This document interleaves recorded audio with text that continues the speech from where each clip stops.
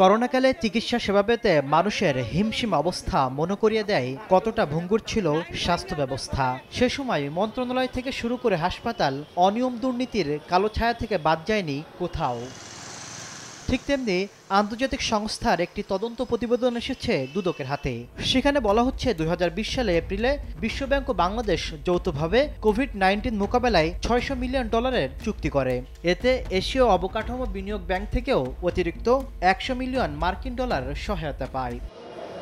তদন্ত প্রতিবেদন বলছে মাস্ক, পিপিই, হাসপাতালের সরঞ্জামাদি, সচেতনতা বিজ্ঞাপন ও অ্যাপ নির্মাণে ঠিকাদারি কাজ দেওয়ায় তৎকালীন স্বাস্থ্য অধিদপ্তরের পরিচালক ও পিডি ডাক্তার ইকবাল কবির পদে পদে অনিয়ম করেন। কাজ পাওয়া 6 প্রতিষ্ঠানের বিরুদ্ধে অনিয়মের প্রমাণও মিলেছে।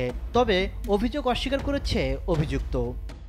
আমি তো সেই তখন থেকে ওএসডি হয়ে আছি। এগুলা তখনকার হিসেবের কাজ সাজিয়ে সবকিছুই। এগুলা নিয়ে আমি এখন কথা বলার মতো মুডে নাই ভাই। অর্ধেক পাউডারে দ্বিগুণ উজ্জ্বলতা। নতুন রিন অ্যাডভান্সড অর্ধেক পাউডারে দ্বিগুণ উজ্জ্বলতা। তথ্য বলছে গাড়ি আমদানিকারক প্রতিষ্ঠান জাদিদ অটোমোবাইল পায় মাস্ক, পিপি সরবরাহের কাজ। অনৈতিকভাবে কাজ পেয়ে সরবরাহ করে নিম্নমানের সরঞ্জামাদি।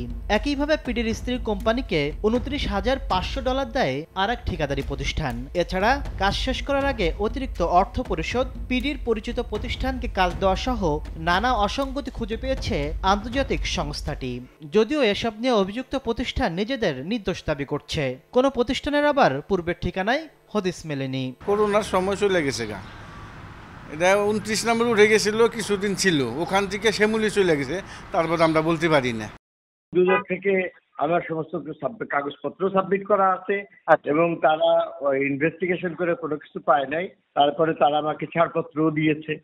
এ অবস্থায় তদন্ত প্রতিবেদনকে আমলে নিয়ে অপরাধীদের বিরুদ্ধে বিধি অনুযায়ী ব্যবস্থা নিতে দুদককে পরামর্শ এই আইনজীবীর। এই ইনফরমেশনসগুলোকে যদি এখনই আপনার তাদের আমলে না নিয়ে তদন্ত যদি না শুরু করে, খুব সুন যেটা হবে এই ফরেন ডোনেশনসগুলি, ফান্ডিংসগুলি দাতা সংস্থা থেকে এটা বন্ধ হয়ে যায়।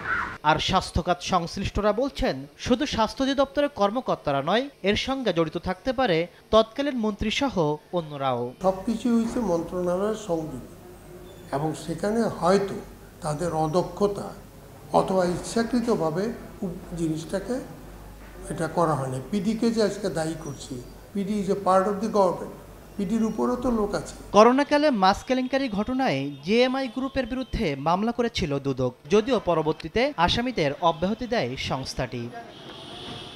অতীতে মাস্ক কেলেঙ্কারি ঘটনায় আসামিদেরকে অব্যাহতি দিয়েছিল দুদক। পট পরিবর্তনের পর এখন দেখার বিষয় আন্তর্জাতিক সংস্থা থেকে পাওয়া এই প্রতিবেদনের আলোকে কী ধরনের পদক্ষেপ নেয় সংস্থাটি। তাসলিম তৌহিদ, সময় সংবাদ, ঢাকা।